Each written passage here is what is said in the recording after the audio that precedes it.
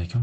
Xo'sh, kechagi videoni davomi, ya'ni kechagi videoni ba'zi narsalarni bir tushuntirib berishim mumkin. Ya'ni ko'pchilikda mm, universitetdan topish va universitetlardan kerakli insonlarni topishda qiyinchilik yuzaga kelar ekan. Juda ko'p shunaqa eshitdim. Shuning uchun hozir 2 ta 3 ta universitet misolida to'g'ri odamni kontaktini topish va unga yozishni ko'rsatib o'taman. Qani boshladik bo'lmasam. Bismillah. Xo'sh. Hop, biz birinchi bo'lib universitetdan haftalikni topishimiz kerak. Universitetlar mana birinchi bo'lib income student kiradi. Mana bu yerda yozib qo'yilgan. Higher Education Research Organizations in Slovakia. Bu ikki xil. Research organizationlar boshqa, institutlar boshqa. Bu yerga research qilgan keladi bular. Shunaqa organizationlarda ro'yxati bor. Men to'g'ri topshirmaganman, shuning uchun bilmayman. Bironaman deyishim qiyin, lekin shu yerda bu ham bir xil bitsa kerak, ya'ni bir xil bo'lsa kerak. Biz mana bu yerni mana buni qilamiz. Mana bu yerdagi universitetlar nomidan ketamiz. Deyarli 3 xil universitetlar turi bor: public, state, private. Uchoviga topshirsa bo'ladi, lekin mana boshqalar ham yutganlar. Doim ko'ramiz public educationdan olishadi acceptance'lardan. Xullas, kiramiz publicga. Xo'sh, birinchi bo'lib men o'z universitetimdan misol qilib keltiraman. Kecha misol qilib keltirgandim. Bugun ham bitta ko'ramiz tezroq. Hop, kiramizda doim inglizcha tilida yozib olamiz va o'z universitetimni birinchi bo'lib kontakt ko'rmasam universitet asosiy veb-saytida hech qanday kontakt topa olmasam, mana misol uchun mana kontakt turibdi, lekin kiraman. Hop, birinchi kiraman shunga. Lekin Department of Education turibdi-da. Bular bu nima ish qiladi? Bular yozilmaganda. Rektor ofis deyapti. Bular katta martabadagi odamlar, bular sizlar bilan ishlamaydi, bular hokimiyatlar bilan ishlaydi. Mana bu yerda dekanning o'rinbosarlari, xullas asosiy katta chairmanlar, ya'ni boshqa ishlar hal qilgan odamlar. Shuning uchun biz bunga kirmaymiz. Birinchi ko'rasizlar, shunaqa incoming yoki Erasmusga oid joylar topolmasalaring, birinchi shularga yozsalaring ham bo'ladi. Lekin Erasmusga o'xshagan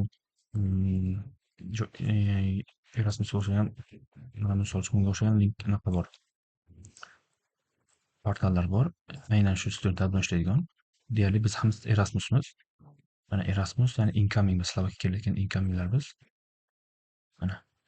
Endi bu yoqda ham Erasmus degan, lekin bu yoqda hech qanday kontakt berilmagan. Bu yoqda bor ekan. Erasmus student bu bizga emas, biz boshqa narsa qidiryapmiz. Boshqa email qidiryapmiz, ya'ni responsible person. Slovakiyaga kelayotgan Erasmus bo'lib yoki shunisi bo'lib kelayotgan studentlarga qaraydigan odam boshqacha bo'ladi. Qanday bo'ladi mana? Topolmadimmi? Endi fakultetga kiraman. Misol uchun menga fakultet FI, Faculty Engineering of Information Technology shunga kiraman. Mana bu yerda fakulteta mana bitta kontakt turibdi. Kontaktga uraman mana.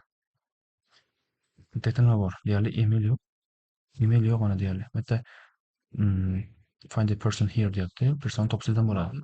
Agar u kim nima ish qilishini bilsa, nomini yozish kerak, bu qiyin xullas.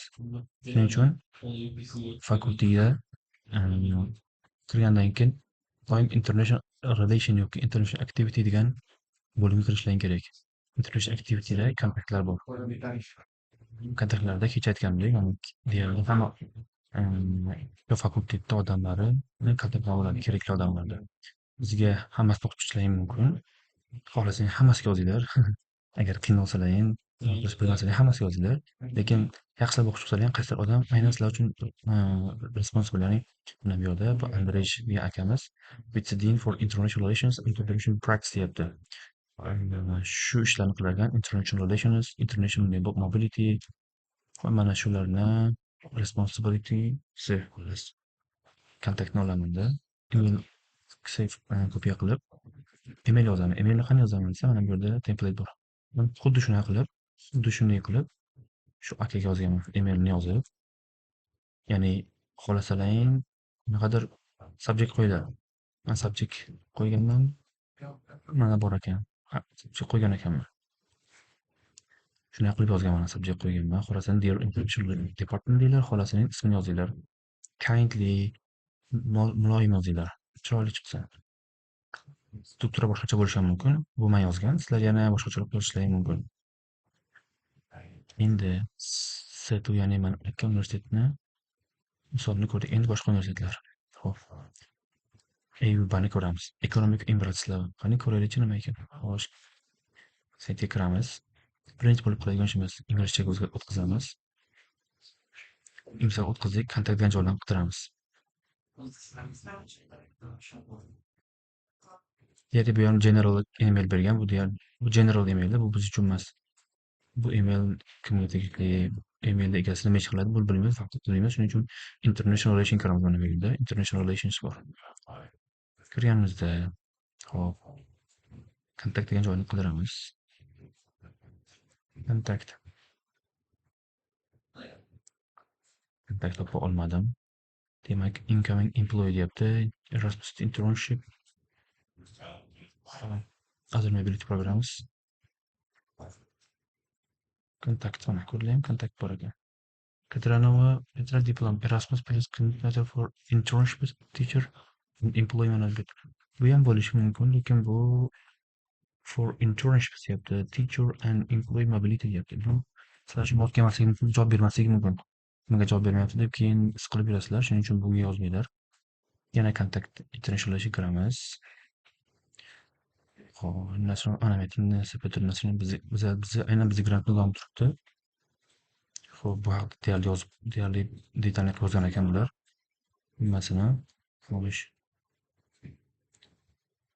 Requirement yozib qo'yishibdi. Bizga kontakt kerak. Qayerdan topaman? Qayerda bo'lishi kerak? Submit your application. Making. Acceptance kerak.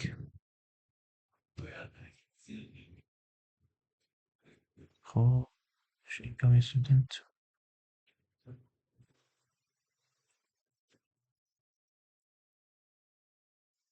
Initial relations. Erasmus Summer School. Erasmus Plus.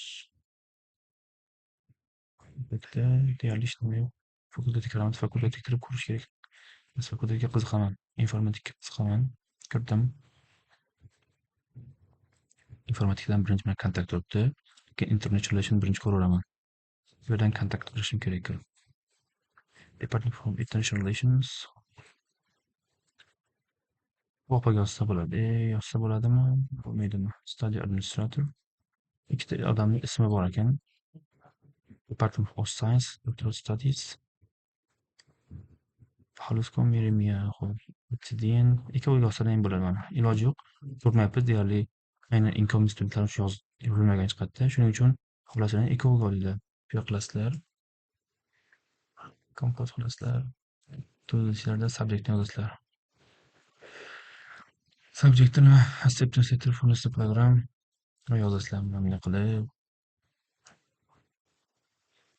Mana to'g'rilab, misol uchun topshiryapsan. Hammasi o'zgarishi kerak. Shunaqa bitta yozasizlar. Keyingisi yana bitta ochib, yana keyingisi отдельно yozasizlar. Bitta qilib yozmanglar. Bitta qilib yozsalar ham ularga ham ikkita odamga email yozgan bo'ladi. Shuning uchun bitta qilib yozinglar. Xo'sh. Bular javob bermadimi? Yana xo'sh. O'sha kontaktni ham ko'rish kerak. Sekretar ekan bu. Xo'sh, bunga ham olsa bo'ladi. Lekin asosiy ishni bular hal qilsa kerak baribir, chunki boshqa kontakt topa olmadim. Shundan kutasizlar birinchi. Javob kelmasa, keyin boshqalarga yozasizlar. Bir kunda javob kelishi kerak. Hop, yana bitta mashhurroq universitet nomi. Ko'pchilik metrodan ham qabul xati oladi. Hop, Trenich Trnava, Zvolen, Zelina. Zelinadan ko'ramiz. Zelinaga topshirmaganman. Yana birinchi bo'lib tilni o'zgartiramiz. Hop, public kontakt qidiramiz. Bilan study, university, kontakt us. Birinchi qilib yoqa. Kontakt qilganimizda deyarli fakultetni отдельно deb qo'yib qo'yishibdi. Qaysi fakultetga kiraman, qaysi fakultetga qiziqyapman, hammasi bor ekan. Incident search. Bo'pti, birinchi universitetda fakultetlarni ko'raman birinchi bo'lmasam. Men misol uchun mana shunga qiziqaman, misol uchun. Shunga qiziqib kirdim. Endi bu yerda mana endi international relation degan joyi yo'q, lekin exchange student bor ekan, Erasmus Plus. Xo'sh, shulardan email qidiraman. Faculty study bachelor contact us. Contact for student for application esa mana shu bizga kerak. Nima deyapti? Shu odamga yozsa bo'ladi. Secret Fate vizasi. Bundan to'lmasa bu faqat bunga bilan chegaralanib qolmaydi, boshqasiga yozinglar. Guide'ga kiramiz. Xo'sh, ayvo, guide ochib berdik, kitob ekan u. Shu yerda qayerdadir yozib qo'ygan bo'ladi bular. Name of address, faculties, libraries.